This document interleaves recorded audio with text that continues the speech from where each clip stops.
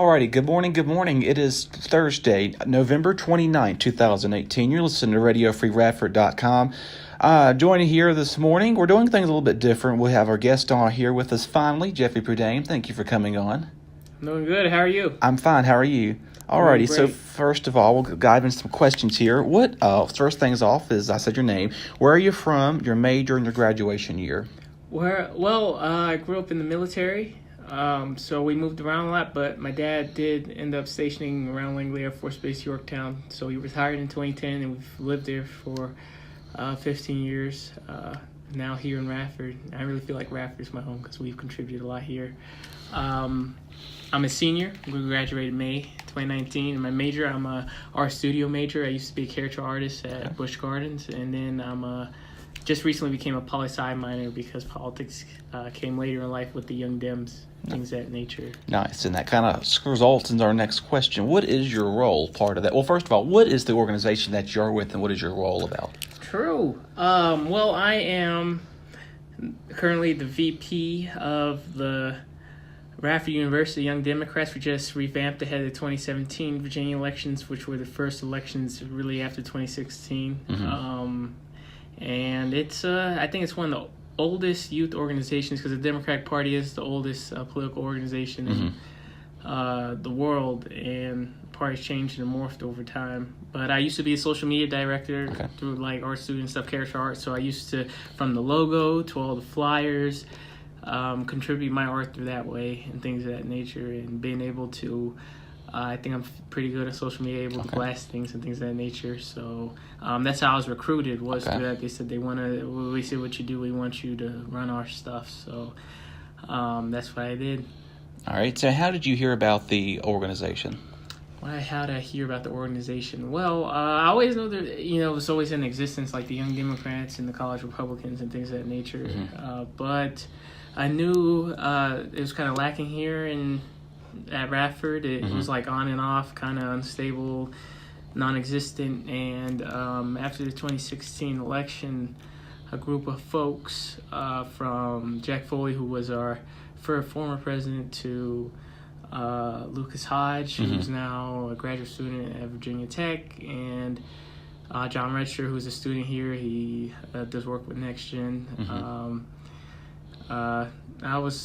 They all got together, and they were so dissatisfied in spring of 2017 with the results of the 2016 election that they decided to form the Young Dems ahead of the 2017 general election, actually, because this is one of the few areas that went blue in 2016, so they felt like we could actually make a difference here for Chris Hurst in 2017. And right after that, I was the very second person that they recruited. So I consider myself in a large way contributing a large part to the very beginnings of the organization from and of course it seems like whenever there's a news station around, whenever politics, they always run to you. It seems like, or you run to them, either or. I know, and which is a good thing for sure. And we're going to kind of run into that when let's kind of briefly talk about the 2016 election. That was the most historic upset election. People were not impressed about it. What was going through your mind? You were already here, and you're thinking about this organization. What went through your mind about doing that and saying, okay, let's try to flip that and make this go into a positive?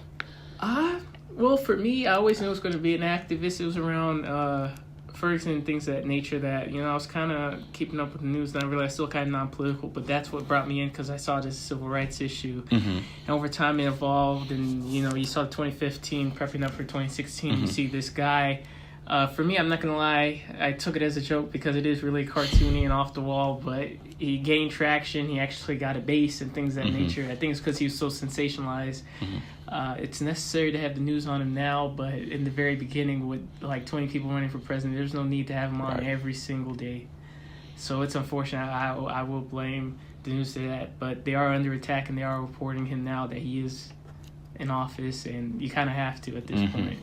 It's unfortunate, but seeing that happen in that era when we were trying to move forward, because that was the biggest thing about 2016, is that we're not even able to move forward on a lot of issues. We got to focus on protecting things that are in place right now. So You know, he came to Radford, and that's in the Virginia 12th documentary through Now This, about Chris Hurst and things of that nature. And we were already, through diverse organizations, doing, you know, protests surrounding justice reform and things of that nature. And we saw him coming on campus.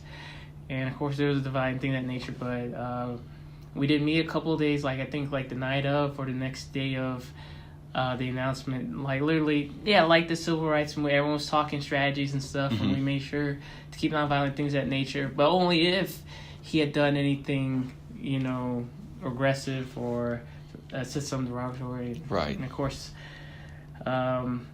we did what we did. We walked out and made sure that we made a statement. One of the largest protests, and we've seen the largest protests in American history follow through his election, right? With Women's March for His Lives, and things of that nature. And even the F. Donald Trump song, that's because of us, because he kicked out 30 black students who actually were there just to watch, but because earlier that day, because of what we did, kicked them out just because of who they were. And that led, you even hear the recording from that girl crying because they were kicked out and they knew why. Well, but they also didn't know why. It was because of a protest. But the very opening of that song, and then that's why they made that song. So you never know the cause and effect of what you do and things of that nature. So, and then 2016, the night of, that was, I would say, one of the worst historical moments of my life. I was in shock. We gave the Ku Klux Klan their first win in 50 years and things of that nature. And that's what I was saying. It's just so, it's like, you know, it's not even that he's just a Republican. You know, you could disagree, but this man's unique. He's different. For sure. There's a lot of stuff wrong, and I was just like, damn, you know, I care about civil rights, but I wanted to contribute. I didn't know how. You know, I was like, remain these organizations, give my all to that. But even then, you feel like you're not giving the biggest wide-scale impact. That was the thing with the Young Dems. It's like, well, how much impact can we have? I did not imagine that we could actually affect and have control over elections. The more I learned, I'm like, we really have control over this stuff if we really give it all we got. So that's what we did in 2017. Quite interesting story. And then obviously our last election, which which was the midterms, that was which they said was one of the biggest turnouts ever, which is a great thing, especially students here at Radford when they went out to the voting precinct too, which was a pretty amazing. Of course, I did go out and vote myself, so I'm a voter citizen. It's the first year doing that too. What is, were you satisfied with the results? Was there an opposing conflict you didn't like, or what? There's opposing conflict. No, I thought it was a good election. Even though I worked on the election in this district and it didn't go to our favor, I was just working just like about every American in the country to take back one of the other chambers of Congress. It's unfortunate, but it was the first election out of our control. And even still, Chris Hurst map still went blue. And I feel like the 2017 election was really set an example for, or set up for 2018, which was really like a redo of 2016. I mean, you had 49% turnout. That was almost like 1996, the lowest presidential turnout. Oh, wow. And 2016 was just 55. So that's really, usually midterms are in the 30s, and it was the largest sweep in 2017 in 100 years. The midterms were the largest sweep for, they were the highest turnout in 100 years, in 104 years. So interesting.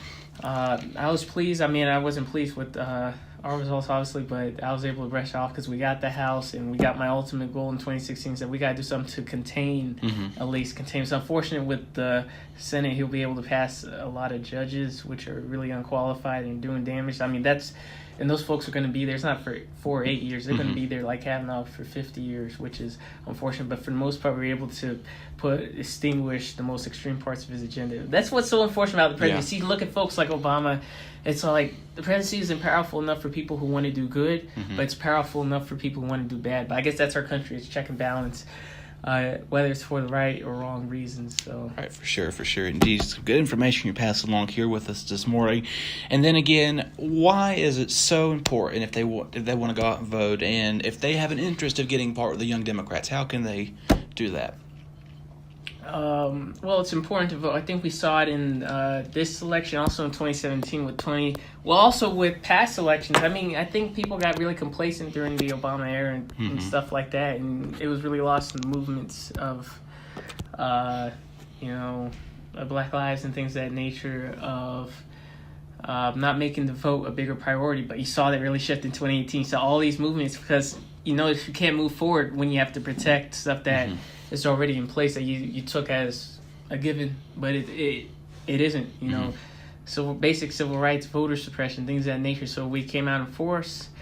And you're able to see the consequences of that because you're seeing Mueller's going to have his report. You're seeing, even though I had already guessed it about a month ago, yes, his campaign, Paul Manafort, met with WikiLeaks. So that's what is really at the center of the 2016 election. It's just like 1972 election. That was at the center. I mean, all the speculation happened during the election, but he still won. But it was like 2 or 3 years later that he had to resign. But even what Nixon did is not as bad as what is being uncovered. Now, all Nixon did was the Watergate Hotel. There was the DNC office, the Democrats' office. He was just trying to wiretap, right? And got caught, covering it up that he was attached to that and things of that nature. What Trump is being accused of is coordinating with Russian foreign officials to hack Hillary's and the DNC's email through WikiLeaks. So, and even the day of when he said, Russia, if you're listening, I hope you find 30,000 emails. And in the same point, I don't even know why you telling yourself. And then later that day was the first batch of WikiLeaks emails being released and things of that nature. So it's amazing because even though I kind of, during the election, you could not have really guessed that that's what really happened, but it's being uncovered now. So we're able to hold him accountable, not just for that, but hold him for Saudi Arabia and all these things. So elections matter because I consider that man a real threat to democracy. We're able to contain them, and votes matter. Not only that, they're also able to create a common sense progressive agenda because that's also what people voted for. 2017, we got 400,000 people health care. We did damage to the school to prison pipeline from Virginia. You could be suspended. A student could be suspended up to 100 or a year. Wow. Days and things of that nature. And you have a lot of disproportionate lack of brown children that fall through the cracks of that system. So now they limited to it of just 7 days. Oh, wow. 7 to 14 days. So they're getting a lot of work done. And then also the buttons that we have here. I was going to tell you about that. Ratify the ERA.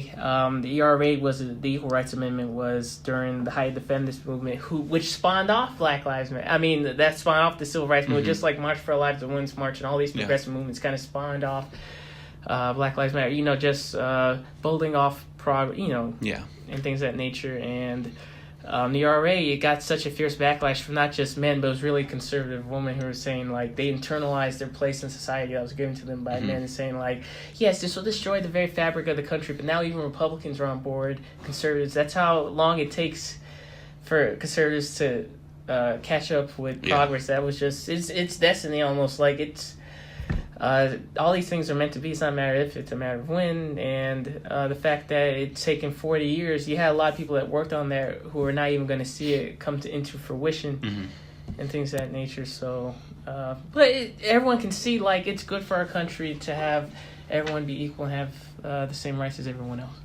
For sure, indeed, and that's a lot of some of it. A lot of people may not agree with it, or some of them are disagreeing with it. So you got to have your kind of, like you said, balance. That's what you said. Fair it is for sure. Alrighty, well, we've learned a lot about this. Now, the Democratic Youth, the group that you're with, how can the students, if someone is interested, you're the VP, but if they can't get in touch with the president, they can get in touch with you by. Through our social media, we have Facebook, Instagram, and Twitter, and you could get to us through that. We have meetings usually, since after the election, everybody's took it out. We're kind of in finals. It's like 2 weeks. We don't really have any meetings, but next semester we usually have a schedule of having bi-weekly meetings, and next semester will be our first semester without an election, so we're really just going to be focusing on community service, the Young Dems convention, which could possibly, we're not 100% sure, but even not, like, you still got to prepare to go out somewhere else. So that's amazing how we went from being non-existent to winning Best Upcoming Chapter to possibly holding it here. And we're rooting for best chapter. Right. We feel like, even though flag was out of our control, no other people, they did what they could for their mayor's or city council race or school board race, and it was the highest turnout. We're the Radford University Young Democrats. Yeah. We made change here in Radford. Yeah. And I hope that in our immediate area that matters for something. So yeah, sounds very important, especially if you have a voice for it. Your voice, your vote matters, as they always say. So you got to grab a hold of that too. All righty. Well, moving on to our last question here with us this morning. It's pretty much a laid-back, simple question.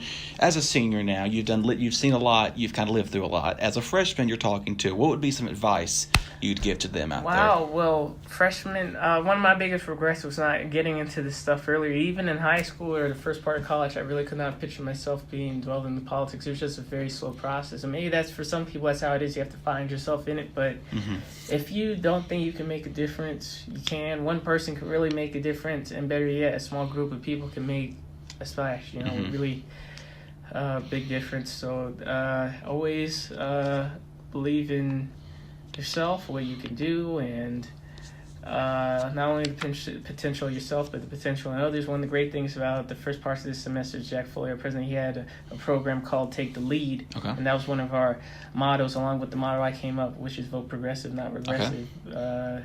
And it was like we were still our own team, but everyone was their own person and your own leader, and you take the lead, not only in this organization, but in the community. And it really spawned up to people doing their own thing. You see, not only Jack, he's worked with the governor. He got the governor's fellowship. We see Elliot, he works with the Poor People's Campaign, which was Martin Luther King's, the second phase of the Civil Rights Movement. Not just social justice, but economic justice was the second phase. And he was assassinated like a month before that was able to take place. And it was not just for black folks, it was for all people. That he was going to have Native Americans. He was going to bring all Americans together on that cause. And everyone knows that the rich benefit from dividing us on those issues. So if not only he was able to unite people around all backgrounds at that time period against the rich, for not a mad some what was fair and right, because people have been cheated so long in this country. Yeah. So that's amazing that he's on that. So you're just seeing that's how progress works, is that we're building on the progress of those who came before us. Even with the Affordable Care Act, it's not perfect, but it built on Medicaid and Medicare from the 60s, which was not perfect, but it's done a lot of good for a lot of people. So that's how it works. It's really slow in this country because it's really, people say the two-party system, but it's always been that fight in this country whether we want to move forward or if we want to go backwards, and people trying to move us forward, but also people taking us back. So we're not always where we should be. Yeah, that's how it works. Yeah, the way I see it, it's like a seesaw. You're up, down. You never kind of. It's unfortunate, yeah. And you got to be one that equalized pattern. But who knows? Hopefully, 5, 15 years, there's something potential could be changing. I see it coming. Yeah.